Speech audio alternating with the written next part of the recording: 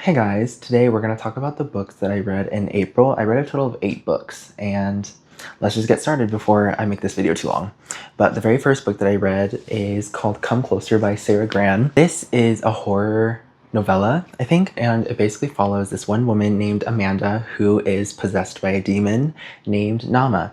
At first, it's like these small signs that come and go, such as like her handing a very profane note to her boss, and she's also arguing with her husband every day. Her appearance starts to change. She's wearing really bright, bold red lipstick. As the story progresses, the actions just become more and more unstable. She burns her husband with a cigarette. I don't want to give away too much, but she hurts people. She does really, really crazy things. Also, at the same time, she researches about this one demon named Nama, who is constantly popping up in her dreams and telling her, oh, I'm taking over your body, like, you know, the normal demon possession kind of stuff, I guess. Overall, it was good. It wasn't the best. I wasn't really scared while reading it. It wasn't like I was like terrified. The actual writing itself didn't scare me, but what scared me was just the thought of being possessed, because the way Sara Gran describes possession is really, really interesting.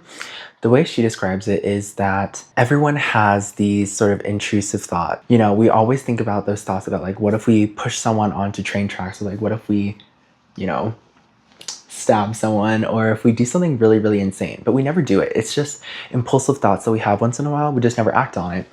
And so in Sara Gran's novel or novella, she takes these impulsive thoughts and has Amanda act on them. And these impulsive thoughts sort of act as a catalyst for this demon to act for Amanda. She is no longer able to differentiate her own thoughts with the demon's thoughts. And you know what? When you don't have control of your own body, it's really scary to me. Like, you're not even in control of your own thoughts. I don't know, I find that horrifying. Horror is not typically a genre that I go for. I don't really read horror novels or horror stories or anything. And this one, it was good. It was aight. It wasn't the best. If you like demon possessions, I think this is a great one. I think it portrays demonic possessions really, really well. I think for me though, I don't know, I just wanted to get scared, and I didn't really get scared. It's a really short novel, but it felt so long at the same time. Like Sara Gran's description of her losing control it's so slow, but at the same time it's so fast. Like, I don't really know how to describe it, but I finished this book in probably like 3 hours or something. It was a really short read, but still, I don't know, it kind of felt too long and too short at the same time. That's all I'm gonna say on that book. The next book that I read is Alice's Adventures in Wonderland and Through the Looking Glass by Carroll. I read this over the course of the entire semester. So I started reading this in January, I think, January or February, and then I just finished reading it in April. And I'm not gonna explain Alice's Adventures in Wonderland because I'm sure you already know the story. I read this when I was in 3rd grade or 4th grade, I want to say, and I read it with my class. We read it all together. I was obsessed with Alice's Adventures in Wonderland when I was younger. I loved the book so much. I was so excited to read it every single day. And even after finishing the book, we watched the cartoon in class, and we also had like a play, and we acted it out at the same time. And it was just such a magical book when I was younger. It was honestly a core memory. It was such a good book, and I loved the silliness of it all. Now I'm older reading it again, there's a lot of jokes that I missed. Carroll really loves to play around with words and phrases, and it's really, really silly, and it's really, really funny. And I would have never caught these things when I was younger, just because I was like a dumb kid. I was really, really dumb. But actually, that's a lie. I wasn't that dumb. I was just clueless. I was naive. I was oblivious. But now reading this, I found myself chuckling a little bit. It is a little funny, right? There's a lot of jokes in here, and the book never takes itself seriously, which is honestly a really good thing. It's a children's book. It shouldn't really take itself seriously. I feel like I didn't enjoy it as much as I did when I was a child, just because I read this for a very draining class. It was for my literary criticism class, and we applied, I think it's about like 7 or 8 theories or something to one book. So we used one book to talk about multiple different literary theories, including new criticism, deconstruction, post-colonialism, gender studies, environmental criticism, and so on. And, you know, just analyzing Alice through all of those lenses was just really, really draining. And it also just took a really long time to finish this book, and I was kind of over it. Not to say that it was a bad book. I still really, really enjoyed this book. It's a fantastic book. It's it's a classic children's novel. I think everyone should read this. I just feel like I enjoyed this so much more when I read it as a child. I'm pretty sure Alice's Adventures in Wonderland was my whole personality for at least a good month or two. And I watched the cartoon. I was obsessed with the cartoon. And then when the live action movies came out, they're not exactly true to the original, but it was still amazing. I remember watching the live action Alice in Wonderland multiple times, as well as Through the Looking Glass. I just love the world. I love Wonderland. It's just so brilliant. Lewis Carroll is a brilliant author. He's very funny. I mean, if you love a good pun, pick it up. The next book I read is The Whale Caller by Zakes. This is a novel that takes place in South Africa. It centers around our main character, who is the whale caller, and he is sort of caught in a love triangle between a woman, a village drunk named Saluni, and a whale named Sharisha. Yes, a whale. He is in love with this whale. He wants to be with her 24/7. He uses I think it's like a kelp horn. He uses a kelp horn to sing mating calls to his whale Sharisha, and they do some freaky business on the beach. That's all I'm gonna say. There's a lot of freaky stuff happening in here with whales, and it was odd. It was really, really odd. But I ate it up. At the same time. This has gotta be hands down one of the weirdest books I've ever read, but I don't think I'll ever forget it. I read this for my world literature class, and my professor was telling us that this is a book that you either hate or love, but no matter whether you hate or love it, you will never forget it. And honestly, yeah, thankfully, I was one of the people who loved this book. I think it's such an interesting look at human versus nature. How do you love nature? How much should you love nature? And are humans and nature truly able to coexist? And if so, what would that coexistence look like? And it's really interesting because the whale caller is sort of caught in between worlds. He's caught in between Saluni, who is very much a representation of human nature, and Sharisha, who is very much a representation of nature and animals and whatnot. It might seem odd at first to be doing, steamy stuff with a whale, but ultimately it's just about a story between human and nature, and how do you love nature in a way that doesn't destroy it at the same time. Within history, we've seen the Industrial Revolution and all of these new technical advances really destroys nature. Like, pollution is out of control now. Trees are being cut down every single day. Our lives are basically unsustainable because of what we're doing. And so essentially, a lot of people have had this idea that human and nature can't really coexist. If humans want to thrive, they have to destroy nature in the process. And if nature wants to thrive, then it has to destroy humans in the process, or human progression. But this book kind of takes that into a different account and asks, how do we live together? How is it even possible? It kind of breaks that binary apart and puts human and nature closer together than we might imagine. But it's a really great book. If you love the environment, if you love nature, I highly recommend this one. Also, if you love whales, you'll get a lot in here. I think this is really good for you as well. I read Counterattacks at 30 by Won Pyung-sun. This book follows an ordinary woman named Ji-hye who works at a liberal arts academy, and she's been stuck there for a really long time. She can't really seem to land another job, and she lives a very, very ordinary life. She's just an ordinary office worker, and she also is a very passive-aggressive girl. She knows how to get out of doing extra work. She just lives her life. There's nothing really special about her until another man arrives, an intern named Lee Kyuk, who sort of throws the entire academy in chaos a little bit. Gyuk and Ji-hye sort of form a group with a few other people, and they decide to attack the power. They go against power. They do these sort of small acts of annoyance that don't really do much in the grand scheme of things, but it just makes people annoyed. For example, they throw eggs at a congressman. I think he's a congressman. And they send a really mean note to the president or CEO of their company. And it's really, really funny. I found myself laughing a lot. It's such a charming book. It's quite small, but it really talks about humanity and what it means to live a life that doesn't really have much meaning. How do you cope with the fact that your life is going to be ordinary? How do you cope with the fact that you're never going to do anything big in your life, that you're never going to make any huge changes in your world? This book just sort of shines a light on that, saying it doesn't matter if you change the world, it just matters if you change at least one other person's world. And I think that's such a charming message. I feel like if you love K-dramas, you will definitely love this book. It just feels like a K-drama in a book, and it's such a charming read. There's a lot of discussion on liberal arts as well, and the humanities and capitalism, which was so fascinating. I never really thought I would read about that in this book, but because Ji-hye works at a liberal arts academy, there's a lot of discussion on what liberal arts and humanities means in a capitalist society, and whether humanities are important in a society that prioritizes making money and profit. And I don't really think One Pyeongseon offers us a solution.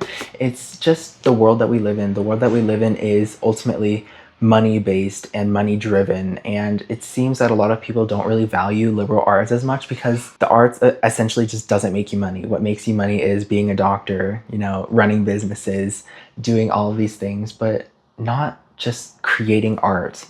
And it also talks about how art in this society is not really valued much other than its money. Art is seen as a commodity used for profit. This author also wrote Almond, which was huge on Book Talk, I think. And I also read that book a few years ago. And Almond was a beautiful book. It broke my heart into a million pieces. And this book is nothing like Almond. It's completely different. It's a complete 180 for the author, and I applaud her for it because I love both books. I think both are equally done so well. She's a genius. She's a genius, and I highly recommend this for any K-drama lover. I think you'll really like this one. The next book I read is my favorite book of the entire month, possibly the entire year. Audition by Kitamura. This book is brilliant. It's amazing. It's haunting, but not in a horror kind of way, but it's haunting in a literary way. It's so weird. I'll explain it. But the novel follows an unnamed stage actress who meets up with this random guy for lunch. And during this lunch, this young man claims to be this mother's son. But ultimately, the story is about the roles that we play in life. Who are we to other people? What do we mean to other people? It's basically an exploration on performance and how performance is all around us, not even just on stage, but even in the relationships that we hold. This woman is constantly contemplating the idea that maybe this stranger is her son. What is a stranger? What is a son? How do those two ideas differ from each other? It's a wild book. This book is sort of broken up into two parts. The first part sort of sets up the story for you, and the second part kind of destroys that first part in a sense. It adds a new perspective. It really complicates things in the most impressive way ever. I adored this book. I think I finished this in a day or two. I don't remember, but it was incredibly readable. I devoured this book. It has one of my favorite lines ever. When I read it, I had to close my book and just think. I had to think for the rest of the night because it was jaw-dropping. I won't spoil anything, so I won't read the whole quote, just like a small part. But just near the end, she says, "What was a family if not a shared delusion?" You're kidding. You're kidding. Some part of me doesn't want it to be true. Some part doesn't want me to say a family is only a shared delusion, but at the same time, it is. Like, I agree with the narrator in a sense that you are only a family because of the roles that society assigns to you. A mother acts a certain way, a father acts a certain way, and a son and daughter act a certain way, and that is what makes a family. The family is made up of these roles, and it is these roles that convince us that we are part of a family. And it is such an interesting take on family and relationships that I've never thought of before. This book was insane. Oh my god. I was holding my breath while reading this. I was holding my breath. The writing is stunning. It's stunning. I was so immersed into the writing that I literally forgot to breathe. I forgot to breathe. I finished a chapter and I found myself like huffing and puffing because of how brilliant the writing is. It's an incredibly short book. It's less than 200 pages, but the themes are so vast and the topic is so well explored. It's just delicious. It's such a delicious book, and I cannot get enough of Kitamura's writing. She literally has me on a chokehold, and I literally can't get her out of my mind. My other favorite book from her is Intimacies. I think I still like this one more, but these are both 5-star reads, so it literally doesn't even matter. What I love most about Kitamura's novels is that the narrator is so heavily introspective. She's stuck in her mind and she's kind of overthinking, but thinking about all of these things around her and thinking about the relationships that she holds and thinking about these rituals and the people she interacts with. She talks about the explicit meaning of each conversation, what is actually being said, but she also focuses on the underlying message of the whole conversation and what is left unsaid. I feel like this is a book that would be better if you knew completely nothing about it while going in other than what's said in the synopsis. It's just brilliant. I love this woman and I have nothing else to say because she's stunning. Kitamura has got to be like one of my top authors now. I will never stop raving about her. She's so brilliant. She's a mastermind. It's incredible. I wish I could just crawl into her mind and live in her brain like a parasite because I would spend my entire life living in her brain if I could. But yeah, those are my thoughts on Audition. It's an incredible book. Highly, highly recommend everyone to read it. The next book I read is Americana by Chimamanda Ngozi Adichie. This one is for my post-colonial literature class, and I will say, this is a good book. I just wish I had more time with it. So if you don't know what Americana is about, it follows two people, Efemelu and Obinze, who are from Nigeria, and they depart Nigeria for the West. Efemelu goes to America, while Obinze goes to London. It's a very, very long book that talks a lot about racism and sort of racial ideologies in America and just racism all around the world and colonialism and everything to do with that. I feel like I would enjoy this much more if I was given the time to fully absorb it. I read it for my class, which meant that I was on a schedule while reading this. I really had to sit down and crank like 100 pages every day to read this book. Actually, that's a lie. I was just really, really lazy and I procrastinated the reading a lot. And so I ended up reading 100 pages in a day. But still, like, I wish I was not placed on a schedule for while reading this book. I just wish I was given more time to really sit with these characters. And also, like, the time at which I'm reading this, I was incredibly busy with work when I was reading this book. I had like 4 different projects to write, a billion different essays, and so I was kind of overwhelmed. And obviously when I have a ton of different projects and essays to write, this was my last priority. I really did not prioritize reading this book, and so it kind of felt like a chore to pick it up, but still, it's a really, really good book. I think it explores themes of race really incredibly well. I think Chimamanda Ngozi Adichie is a brilliant writer. One thing that I did not like, though, is that there are so many characters in this book. If you've heard of me before, you know that I don't really like 500 characters in books, and this book had close to 500. It was insane. Like, I don't necessarily like it when characters are just dropped into the story and then they leave the next chapter or something. Characters are not really given enough time to develop. These peripheral characters evidently just kind of fall flat for me. They don't really do much to the story, and I only found myself really liking Efemelu, Obinze, and a few other close friends, but other than that, the other characters were just such a blur to me. I honestly, if you tell me a name of the character, I probably will forget. I probably don't remember who they are. Oh, let me share a story. When we first started the book, my professor is asking the class our first thoughts or initial impressions on the book, and I told my professor that I loved the book. I loved Efemelu, which is true, I do. But I also told her that there's adultery in this book. Well, we get a hint of it in the first few chapters, so I'm not really spoiling anything. But Obinze is sort of cheating on his wife because he still has feelings for Efemelu, and I was really excited to have this sort of relationship fleshed out more. So I was telling Professor, I was like, there seems to be some sort of extramarital affair happening. But I love reading about extramarital affairs, and she found it really hilarious. I honestly really do love reading about extramarital affairs for some reason. All Fours by Miranda July, Playworld by Adam Ross. Well, that's kind of like a double-edged sword, I guess. That one has an extramarital affair, but it also has like it's a relationship between a high schooler and like a 30-year-old woman. Oh, Moth Smoke by Mohsin Hamid, that has an extramarital affair. I'm literally forgetting every single name of every book that I read, but I just really like reading about people cheating on each other. I don't know why, don't ask me why, but it's really fascinating. And I think this book explores that really well. Okay, the next book that I read is The Incendiaries by R.O. Kwon. This book follows 2, maybe 3 people named Will Kendall, Phoebe Lynn, and John Leal.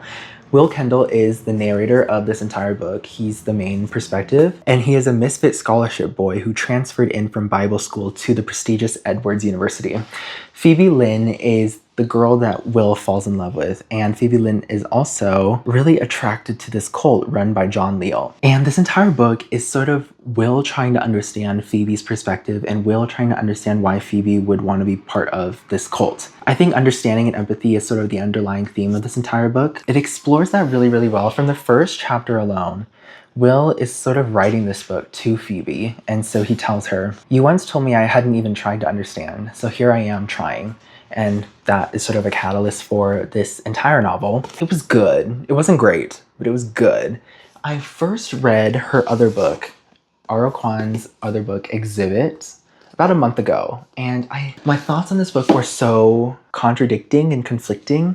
I liked the book, but at the same time, I didn't. There was this sort of alluring quality to R.O. Kwon's writing that I couldn't really put a hand on.